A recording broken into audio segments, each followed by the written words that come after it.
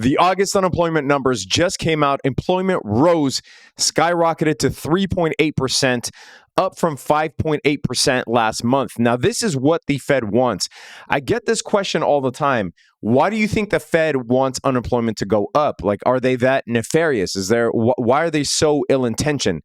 It's not that they're ill-intentioned. It's that they know that they're the ones who actually control the unemployment rate. See, if you look at the Fed's dual mandate, the Fed has a dual mandate, right? The first one is price stability. The second one is maximum employment. And I promise I'm going to do a market update. I'm going to be talking about the market and give you a market analysis for September and also what this means, what this unemployment report now means in light of the Fed rate hikes, in light of the economy, et cetera. So I'm going to give you an analysis soon. But let's get into why the Fed actually wants unemployment to go up. And they act like it's just something that magically happens without their involvement, right? As you can see here, it says Fed projects jobless rate to reach 4.5% by end of 2023, as if they're not the ones doing it. So if you look at the Fed's dual mandate, one is price stability. That's understandable. Price stability means that inflation remains low and stable over the long run, right? That's understandable. Two is maximum employment. Now, people conflate maximum employment with low unemployment. That's not what that means. Maximum employment means the maximum or the highest level of employment that the economy can sustain over time. Meaning, yes, they don't want unemployment necessarily to go up just out of nowhere, but if unemployment going up means that price stability, which is their first mandate, remember, means that price stability actually can be maintained, then they will temporarily want unemployment to go up. Maximum employment means the maximum employment that can be maintained in order for price stability to be where the Fed wants it to be. So if maximum employment, if they see it as 4.5%, if that's what they deem as necessary in order for price stability to be maintained, then they are going to try to put pressure on the economy until this ratchets up. And this is why I was saying time and time again in my updates, yes, we have inflation coming down, at least the way that they measure it now, right? Let's put the way that they measure it aside. Unemployment is coming down drastically, right? We were at over 9% the same time last year. We are now at 3%. A little over 3%. So unemployment is definitely inflation is definitely coming down. So why does the Fed want to keep pushing interest rates up? And in my view, they will keep pushing interest rates up until unemployment does hit that around that 4.5% mark, because they know that if less people are employed, that means that there is less spending going on, and they can be sure to nip inflation in the bud, and that inflation is actually not going to come back. Another very interesting thing happened today in the markets in response to this. We saw the 10-year Treasury spike today, right? But we also saw the 2-year Treasury tank. Now here, this is the 2-year Treasury price, not the 2-year Treasury yield. Remember that yields and prices of Treasuries have an inverse relationship. So the 2-year Treasury yield tanked and the 2-year Treasury price rocketed, whereas the inverse happened for the 10-year Treasury. Why is this important? Well, because if you take a look at this, this is the difference between the 10-year and the 2-year. This is one of the markers that a recession is coming when we get an inverted yield curve, meaning when the 10-year pays more than the 2-year. How could the 10-year pay more than the 2-year? Yes, you're asking the right question. In normal economic circumstances, the 10-year pays more than the 2-year. You would expect to get more of a return for keeping your money trapped longer with the Treasury than you would for the 2-year. However, when bond investors feel that the economy is going to be shaken up in the short term, they don't invest in short-term Treasuries. They'd rather lock their money up for the long term, and they have zero confidence in the short term. So the lack of investing in shorter-term Treasuries pumps those yields up to try to attract more investors, while investing in long-term yields or in long-term Treasuries pushes those long-term Treasury yields down. So that effect eventually flips the yield curve, and the 2-year starts paying more than the 10-year, which has been the case since July of last year. Now, as of today, we see now a flash of what is to come, which is when this yield curve actually steepens and the 10-year starts, like this yield curve goes back to being positive again, where the 10-year pays more than the 2-year, right? Today, we see a flash of that. Now, notice what happens when this curve goes back positive. We tend to see recessions, right? As you can see here, this gray column here, this is a recession. Every gray column you see on this Fed chart is a recession. Same thing with unemployment. Once the unemployment starts curving up, that is when we tend to see recessions. Now, unemployment went from 3.5% to 3.8%.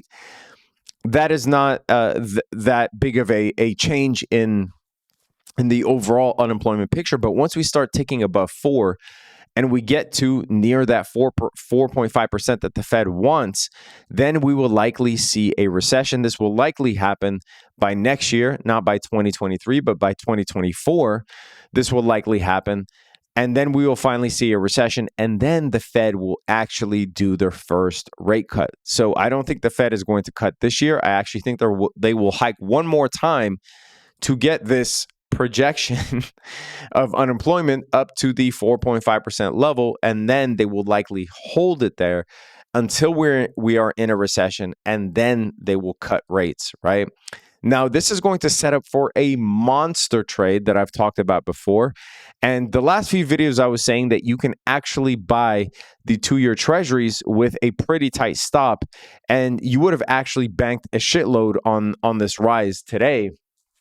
But if you don't want to miss that next trade, when the Fed actually cuts rates, this 2-year is going to rocket. The 2-year treasury, not yield, but 2-year treasury price is going to rocket, and the 2-year treasury yield is going to tank.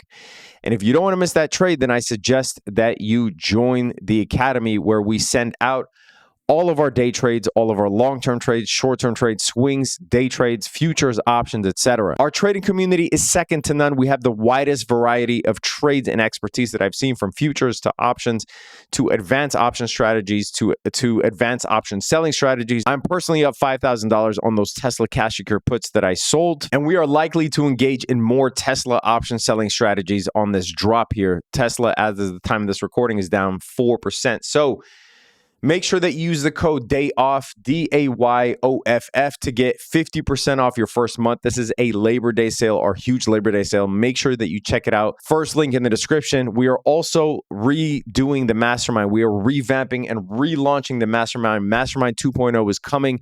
A full curriculum packed with technical analysis, trading, futures, and options. This is going to be a month-long Mastermind. You definitely don't want to miss this relaunch. We are taking waitlist signups now. You do have to apply for it, so make sure that you check out that link in the description. Fill out this questionnaire and apply for it if you want to be on the waitlist and you don't want to miss this to take your trading to the next level in a very short amount of time. Okay, so what do I think is going to happen to the markets? If you look at the S&P 500, the S&P 500 is forming this huge head and shoulders pattern. And as I said before, the S&P 500 will likely see a drop in September, its worst month ever historically, both that and the NASDAQ. And that would be in line with my thesis that we will get at least a 5 to 10% drop before seeing all-time highs.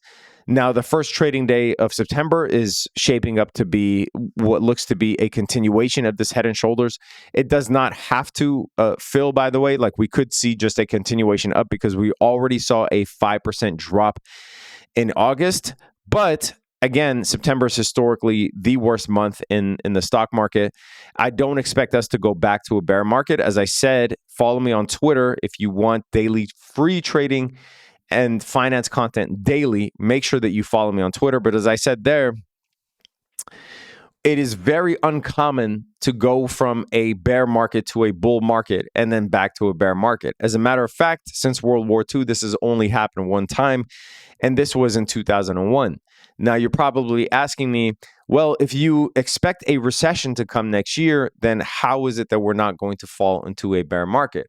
Well, because a bear market is not a recession. There is often a conflation between a bear market and a recession. As a matter of fact, if you look here, recession overlap, you could see that most of the bull markets have actually happened when we've shifted from bear to bull.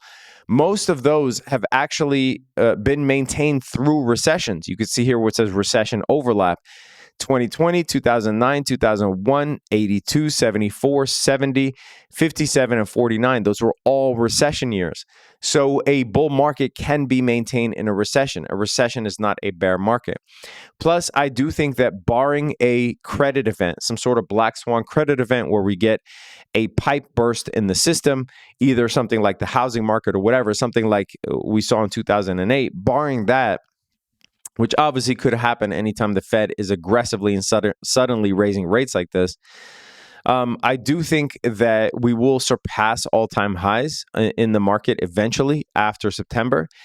And if we do get a drop due to a recession, if it's a mild recession, that drop could actually be higher than where we currently are. So I think that is something that people tend to discount. Now, if you are trying to predict a black swan event, that is fine by me. Go ahead and try to do that. It is one of the hardest things, if not impossible, to predict in an accurate fashion, right? Like you could say that doom and gloom is coming. You could say that every year until you're right. But to accurately predict a black swan, timing it to the T is one of the hardest, if not the hardest thing to do in the markets, right? The markets generally go up.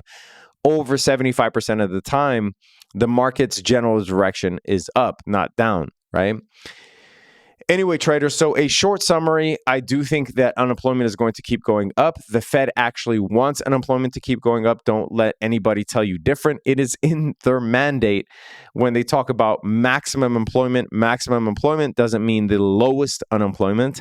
That just means the maximum employment necessary in order to keep price stability. So if unemployment has to go up, they're going to try to raise it by the minimum amount in order for price stability to occur and for them to get to their 2% goal.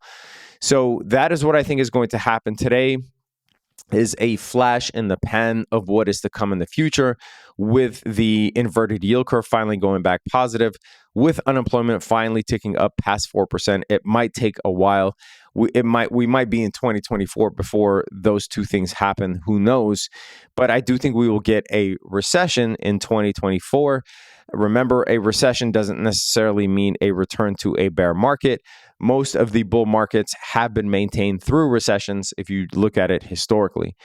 And we are going to be gearing up for a monster trade on the 2-year futures. We are also looking to open up right now Tesla trades due to this pullback that we see in Tesla. This is due to the recent price drops, making way for the new Model 3s.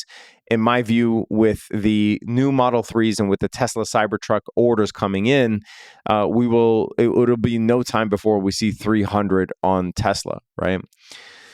Anyway, traders, that is a mouthful. Let me know what you think in the comment section below. Do you think that we are due for a huge recession?